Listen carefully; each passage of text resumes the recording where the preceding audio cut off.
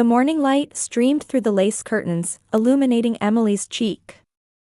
On the morning of her wedding day, she gazed at herself in the mirror, reflecting on her life up to this point.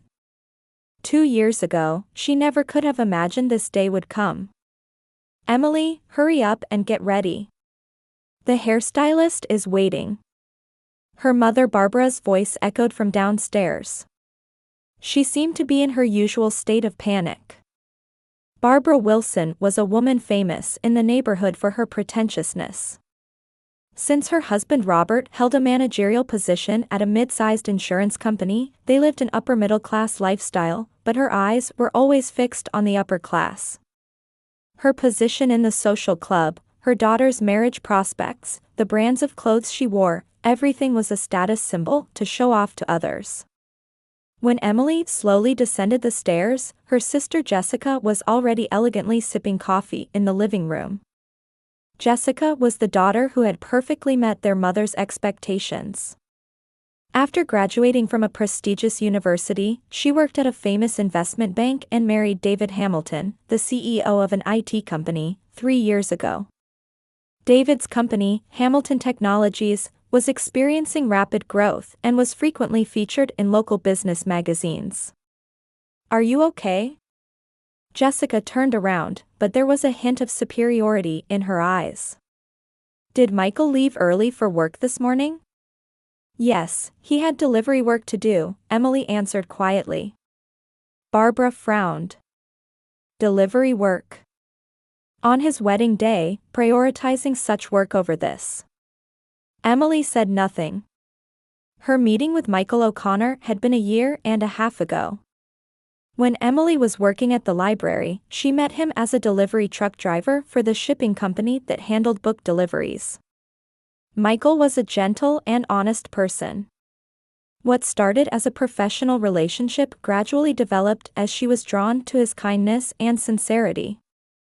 However, when Emily reported her relationship with Michael to her family, their reaction was colder than she had expected. "A truck driver?" Barbara was speechless. "Emily, couldn't you have chosen someone with a more respectable profession?" Her father Robert also frowned. "Marriage is an important life decision. Shouldn't you consider the other person's financial capacity?" The most cutting was Jessica. "Think about our social standing. How am I supposed to explain this to David's company colleagues?" Emily continued the relationship despite her family's opposition. Michael never got angry about the cold treatment from her family, instead smiling peacefully and saying, "Someday they'll understand." "Emily, are you really sure about this?" Barbara asked again, as if seeking confirmation. "It's not too late. Like Jessica, you could find a more distinguished man." "Mother, I love Michael. That's enough for me. Love alone can't sustain a life. Face reality." Jessica chimed in. "That's right. Look at David. His company's sales increased 200% over last year. That's the kind of man a woman should marry to be happy." Emily sighed deeply. Throughout her life, she had constantly been compared to her sister. Academic performance, career choices, and now even her marriage partner. Her mother's love was always conditional, and to Barbara, who cared about appearances, her daughters seemed like tools to prove her own worth. The hairstylist arrived and began carefully styling Emily's hair.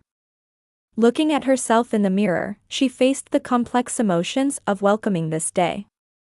On what should be the greatest day of joy in her life, marrying the man she loved, why did her heart feel so heavy? "It's such a special day, why do you look so gloomy?" Jessica asked through the mirror. "I'm not gloomy," Emily tried to smile, but her smile seemed somehow lonely. At 2 o'clock in the afternoon, the bells of St. Matthew's Church rang out majestically. Emily was making her final preparations in the dressing room, trying to calm her racing heart. Dressed in her pure white wedding gown, she looked more beautiful and radiant than ever before in her life. "Are you ready?" Her father Robert knocked and entered. Dressed in a black tuxedo, he seemed more nervous than usual. "Emily, you look truly beautiful." "Thank you, Dad." Emily put her arm through her father's. Robert often followed his wife's strong opinions, but his love for his daughter was genuine. "To be honest, I was worried about Michael too," Robert said quietly. "But seeing how happy you look, maybe that's what matters most." Tears welled up in Emily's eyes. "Dad. Come on, let's go.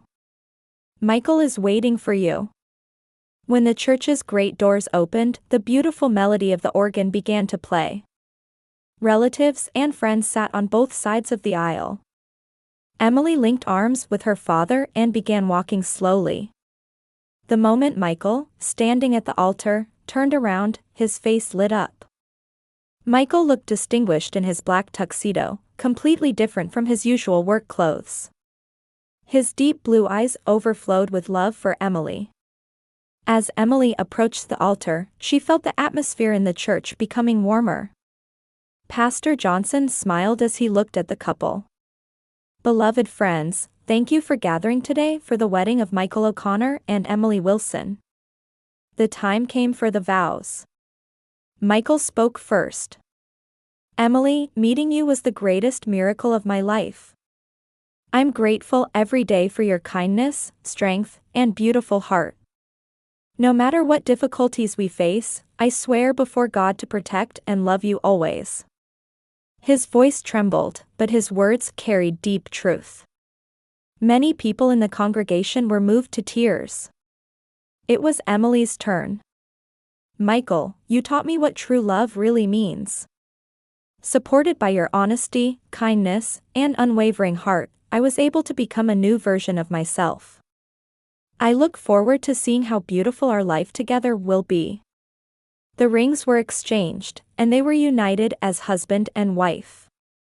The moment Michael kissed Emily, the church erupted in applause. However, the expressions of Barbara and Jessica in the front row were complicated. After the ceremony, it was time for family introductions. Michael's mother Margaret stood up. She was dressed in an elegant gray dress and carried herself with natural dignity. Margaret approached Emily's family with a smile. "Mr. and Mrs. Wilson, congratulations on this wonderful occasion. I'm very happy that my son could marry such a wonderful woman." Margaret's way of speaking conveyed refined education. Barbara showed a momentarily confused expression. For the mother of a truck driver, she seemed far too sophisticated. Likewise, Barbara answered with a superficial smile. "Michael is, well, a fine young man." "Thank you. Since he was young, my son has been responsible and approached everything seriously. His current work has his own reasons behind it." Margaret's words seemed to carry some deeper meaning. Jessica interrupted. "Has Michael always been a truck driver?" "Regarding my son's work, I think he'll explain it himself," Margaret smiled peacefully. "What's important isn't the work itself, but what kind of attitude one brings to it, don't you think?" Barbara and Jessica seemed a bit perplexed by Margaret's response. Her grace and intelligence were far removed from their image of a truck driver's mother. It was time to move to the reception venue. The elegant hotel banquet room was beautifully decorated with white roses and candles. As guests took their seats, Emily and Michael sat at the head table. "Today was truly a beautiful ceremony," Michael whispered, holding Emily's hand. "Yes, but I'm a little nervous. Especially about the speech time," Emily replied quietly. Michael sensed her anxiety. "It's okay, I'm right here with you." At the venue, guests were chatting, but a subtle tension filled the air at Emily's family's table. Barbara and Jessica were quietly discussing their impressions of Margaret. "Is that woman really the mother of a truck driver?" Jessica frowned. "Her way of speaking and behavior are like someone from high society." "Yes, it's a bit strange," Barbara also tilted her head. "But she's still working class. She's probably just putting on airs. David had been listening to his wife's conversation but seemed to be thinking about something. The name Michael O'Connor seemed vaguely familiar, but he couldn't quite remember why. The MC stood up with the microphone. Now, we'd like to hear some congratulatory remarks. First, we'll hear from the bride's mother, Mrs. Barbara Wilson. When Barbara stood up, a subtle tension ran through the venue. She gripped the microphone and looked around the room. Over 100 guests' eyes were focused on her. Emily's heart was pounding violently. From her mother's expression, she couldn't expect anything good. Everyone, Barbara raised her voice. My daughter Emily is getting married today. To be honest, our family is a bit surprised. Murmurs began in the venue. Emily's face went pale. Michael gently squeezed her hand. Emily's marriage partner is Mr. Michael O'Connor. He is, Barbara paused for a moment, a truck driver. At this point, the atmosphere in the venue clearly changed. Some guests began talking quietly among themselves. Barbara continued. Our family has maintained a certain social position. My husband holds a managerial position at an insurance company, and I'm active in the local social club. And our younger daughter Jessica is married to the CEO of an IT company. Jessica smiled proudly. David seemed somewhat uncomfortable but kept his expression neutral for his wife's sake. So, when Emily, Barbara's voice grew louder, decided to marry a poor truck driver, it was an unexpected event for us. The venue fell silent. Emily felt like crying from shame and anger. But everyone, Barbara put on a fake smile, please don't laugh. Then she began laughing herself. We were confused at first too, but love will work things out somehow. Even if he's poor, even if he's a truck driver, he's the man our daughter chose. Awkward laughter began to leak from parts of the venue. Barbara's intention was clear.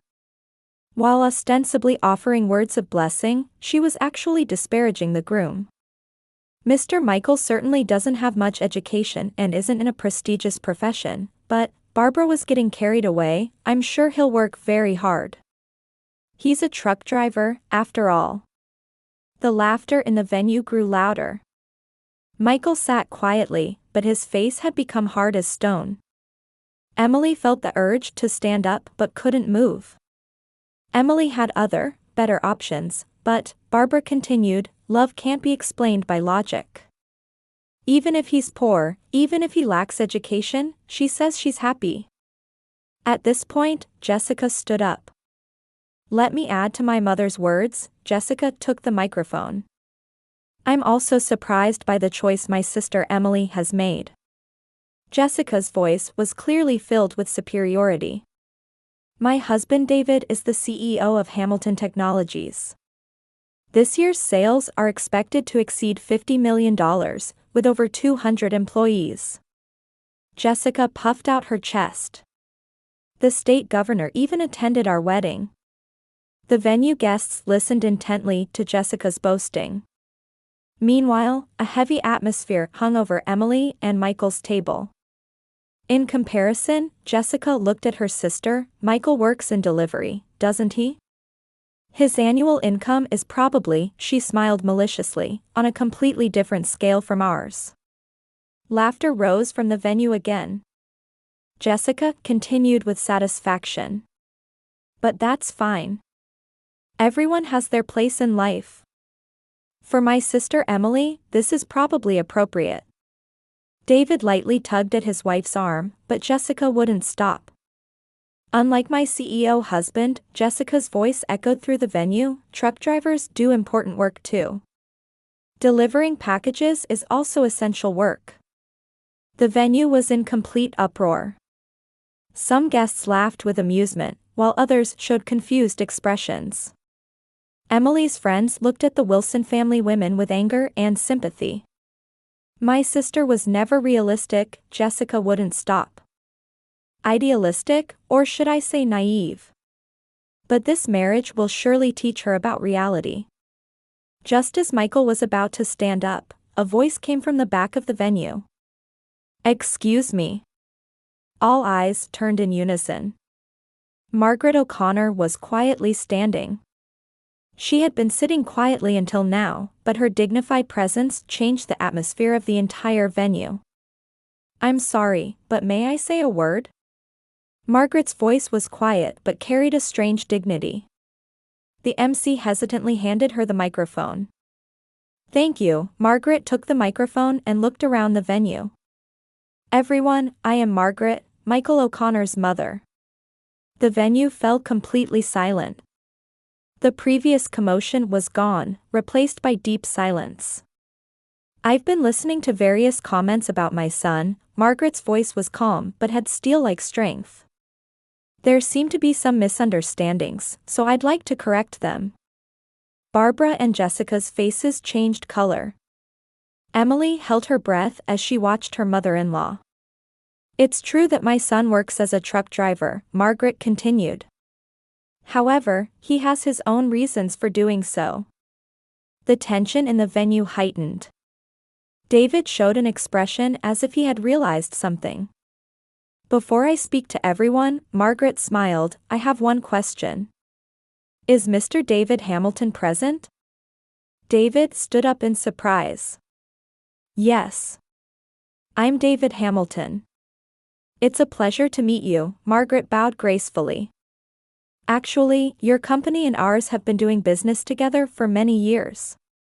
The venue began to murmur. Jessica looked at David with a confused expression. "What do you mean?" David started to say when his face turned pale. He had remembered something. Could it be? David's voice trembled. "O'Connor Logistics." Margaret nodded quietly. "Yes.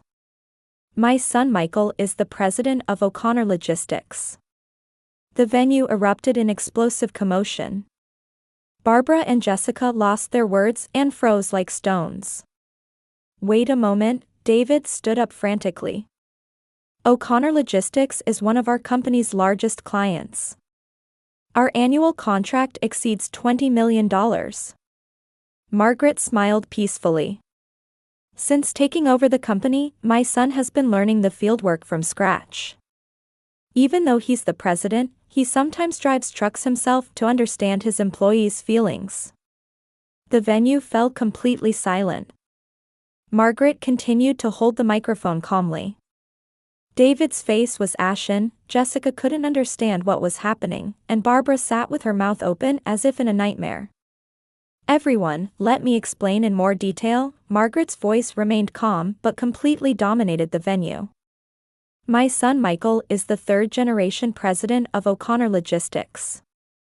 The company was founded by his grandfather in 1945 and is now one of the largest logistics companies in the eastern region." The venue guests murmured. Many knew the name O'Connor Logistics. It was a very famous company locally. Annual revenue is approximately $300 million, with over 1,500 employees. Margaret stated the facts matter-of-factly.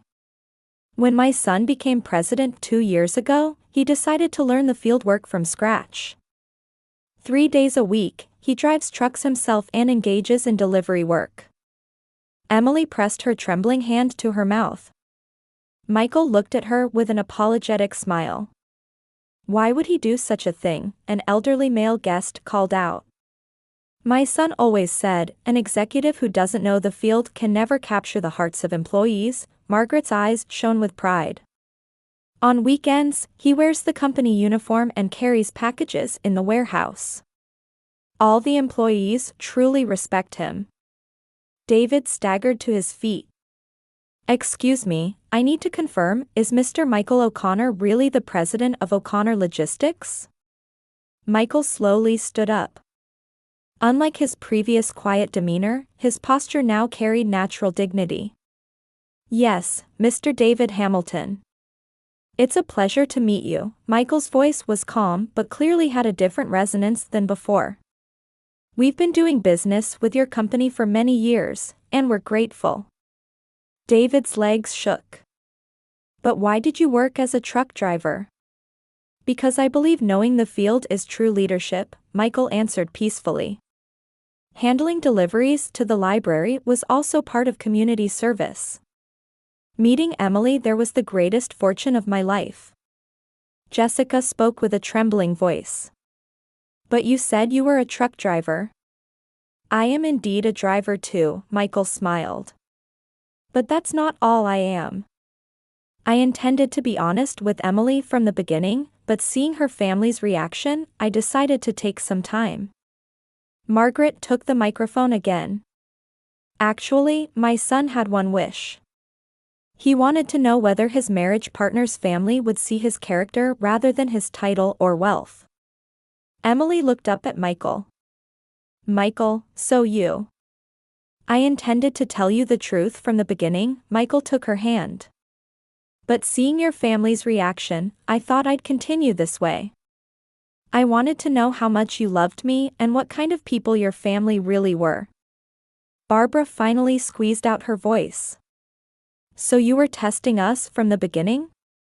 Rather than testing, Margaret answered instead, we wanted to see if you would look at my son's character. Unfortunately, we discovered that you judge people solely by their occupation. The venue fell silent again. Margaret's words were gentle yet scathing. David frantically spoke up. President Michael, my wife. Mr. David, Michael stopped him. Today's events will have absolutely no effect on our business relationship. Business is separate from personal feelings. However, David's complexion didn't improve at all. He understood the gravity of his wife publicly insulting the president of his company's most important client today. However, Michael continued, private socializing will be difficult in the future. Jessica turned pale. Wait, brother-in-law, Ms. Jessica, Michael's voice turned cold. You called me a poor truck driver and said Emily was naive. These words cannot be taken back. Margaret stood up gracefully. Everyone, I apologize for having to discuss this at my son's wedding. However, it was necessary to tell the truth. The venue guests were completely overwhelmed by this development. Those who had been laughing earlier were now wrapped in silence. Ms. Emily, Margaret turned to the bride. You loved my son's character without knowing his position or wealth. Nothing could make us happier. Tears overflowed from Emily's eyes. Mrs. Margaret. You showed us what true love means. We all understand how fortunate my son is. At this moment, Barbara stood up with a trembling voice. Mr. Michael, Mrs. Barbara, Michael turned around. At your daughter's wedding, you publicly insulted me as poor, uneducated, and not in a respectable profession. Barbara's face turned bright red. I didn't mean isn't sufficient, Margaret said quietly. Words carry responsibility. The other guests in the venue also looked at the Wilson family women with condemning eyes. The earlier laughter had now become evidence of their humiliation. The MC frantically took the microphone. Well then, let's move on to dinner time. However, the atmosphere in the venue had completely changed. Many guests approached Michael and Emily with congratulations, but no one would approach the Wilson family table. Jessica tugged at David's sleeve. Hey, how serious is this? David was holding his head. It's the worst. O'Connor Logistics accounts for 30% of our company's sales. If they cancel our contract. Surely that won't happen? Jessica's voice trembled. President Michael said it wouldn't affect business, but David looked desperate. Word of today will spread to other clients. The industry is small. Barbara sat in her chair in a dazed state. She was finally beginning to understand the gravity of publicly insulting the mother of the region's most successful young executive. Emily watched this situation with complex feelings. Joy at the truth being revealed mixed with disappointment in her family. Several months passed, and Emily and Michael were living a happy newlywed life in their new home. Michael continued his delivery work once a week, and Emily truly respected her husband for this. "Why didn't you tell me the truth from the beginning?" Emily asked Michael one night. "Because I loved you, I wanted to know your family's true nature," Michael answered, holding his wife. "If they had known my position, they would have changed their attitude. But you were different. You loved me even when you thought I was just a truck driver." Tears welled up in Emily's eyes. "But testing my family. Maybe it was too harsh. But as a result, it proved that you're truly a wonderful woman." Meanwhile, serious problems were occurring in the Wilson household. Barbara's behavior at the wedding became the talk of local society, and her position in the social club deteriorated. Many friends began keeping their distance, and she became isolated. "It's your fault," Barbara took out her frustration on Robert. "Why didn't you investigate earlier?" "Investigate? You jumped to conclusions on your own." Robert was exhausted. Jessica and David's situation was even more serious. The wedding incident spread rapidly throughout the industry, and David's company's reputation plummeted. While business with O'Connor Logistics continued, other important clients began canceling contracts one after another. "I never thought your jealousy of your sister would destroy the company," David told his wife. "I didn't know either," Jessica answered through tears. "I never imagined he was the president of such a large company." The company's performance rapidly deteriorated, forcing employee layoffs. The luxurious lifestyle Jessica had been proud of was now a thing of the past. One day, Barbara called Emily. "Emily, please, let me apologize to Michael. I don't want to be involved with you people anymore." Emily's voice was quiet but filled with determination. "But we're family. If we were family, why didn't you simply celebrate my happiness? If we were family, why did you insult my husband?" Barbara was speechless. "True family isn't about blood relations, but about people who can respect each other," Emily continued. "Mrs. Margaret welcomed me as family from day one. But you only tried to use me for your own appearances." The phone line went dead. Barbara collapsed in tears, still gripping the receiver. A year later, Emily and Michael were blessed with their first child. Margaret was overjoyed at her grandchild's birth and loved Emily like her own daughter. "The love you've given my son is a treasure beyond price," Margaret told Emily. Occasional letters of apology arrived from Emily's original family, but she put them away without reading them. A wounded heart doesn't heal easily. However, the warm times with her new family filled her heart. Barbara still spent most of her time alone, having lost her once social lifestyle. Jessica and David had moved to a small apartment, and David was working as an employed president at another company. Both continued to regret their foolishness from that day. Emily learned firsthand that true happiness lies not in titles or wealth, but in bonds with people who truly love each other. And the remaining family members also came to painfully understand the foolishness of judging people by their appearance or occupation.